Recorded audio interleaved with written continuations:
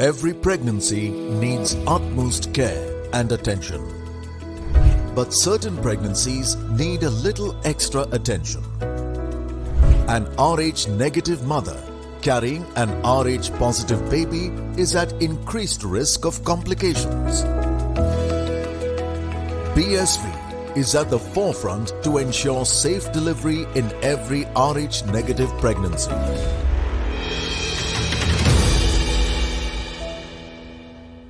Welcome Sune to Beyond the Boundary.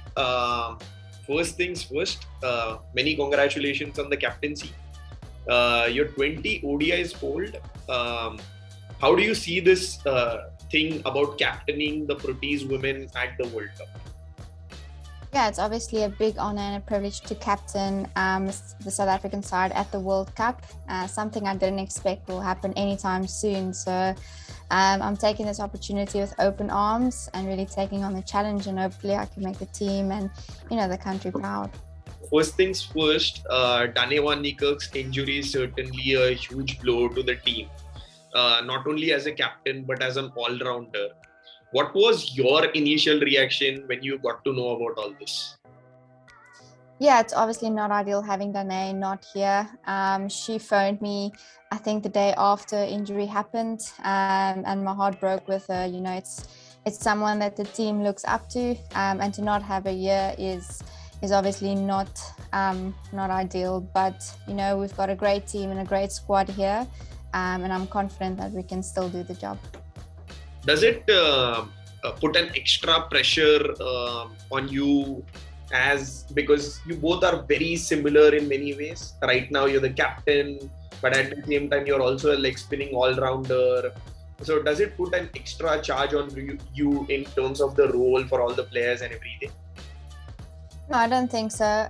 Although we do the same, I still think that we're two different people and two different players. So I think, whenever we're in the team together as well, we play two different roles as well. So I don't think this puts any extra pressure on me. What does leading Proteas at the age of 26 mean to you? How big a dream has it to be to lead the national team of your country?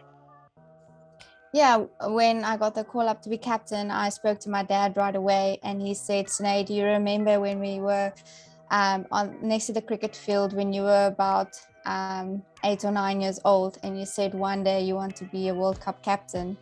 I obviously couldn't remember this. This is something only dads remember, but it's obviously been a dream since I was very young. So this is a great opportunity and a great privilege. There have been some notable experts who have termed that this current Proteas team is the golden generation. Does this bring any extra change the way you play, or is it just that easy brush aside? Everyone is terming that, including Dane, who's an expert for us at the World Cup, has termed that it's going to be an Australia-South Africa final very early up. Yeah, I think a lot of the teams see us as a threat at the moment in the World Cup. We've had success over the last year and a half, 2 years. So we're definitely a team to be reckoned with. I think the performances we've been putting in, speaks for itself. I think the team's taken responsibility for our games as well. So I think it's going to be a good World Cup, whether we go to the final or not. All the teams here come prepared and they come to win. So every game's going to be a challenge. So I think we're just taking it one game at a time and not look too far. Having led South Africa in the last 4 years in about 3+ series, does it is going into a World Cup? You yourself reckon you are a better leader than you were to be, say, 4 years back? Yes, definitely. I think with every game you play, you grow as a player and as a person. So definitely, I think all of us changed in a way from 4 years ago. I think we've all evolved as players, and I think the game has also evolved, so we had to adapt towards that as well. So I think everybody's changed a bit, but also still being our old selves and being, just Sune was 4 years ago, but just cricketing wise, just growing a bit more. Let's come down to 2017. You were in Bristol that particular day. when the heartbreaking loss happened. What was going on in your mind that particular time, and what was your experience? Yeah, I was still pretty young in 2017. So I You know are for still some of the pretty young older, right now. yeah, yeah, thank you.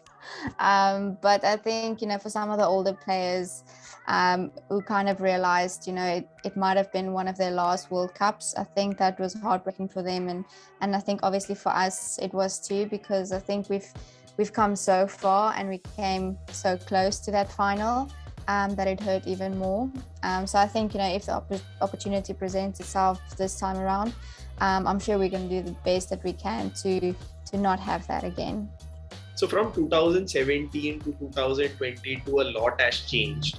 Today, you are the second ranked ODI side. You've won most of your series last year, beat India in India, beat West Indies both places. Most of your players also have the experience, including you have the experience of playing in the Big Bash and the 100. So what has certainly changed from 2017 to 2022? Yeah, I think we've obviously played more cricket, and with more cricket comes more experience. So I think that's definitely something that's helped each and everyone in the games. When you play more cricket, you learn more about yourself and you learn to develop a new skill here or there. So I think that's definitely helped, because I think before that we didn't have as many series in a tour. In a year, calendar year. So I think, just playing more cricket around the world as well, and experiencing different conditions and playing with different players also helped. So you've not played a lot in New Zealand, if we have to look at that, except for that one series in 2020, just before the Australia World Cup. And you've just played two warm-up games, and that has been it. So how difficult it is to adapt to a very new condition, and what are the plans for the South African team for heading into the World Cup? Yeah, it's obviously a quick turnaround from the different grounds and venues you travel to every game. But luckily, we have a New Zealand expert here, Kruger van Wyk. He knows the conditions pretty well, and we trust him with the insight and the experience he has that he played here in New Zealand as well. So he can give us a lot of information from the grounds. And I think we've also watched the New Zealand and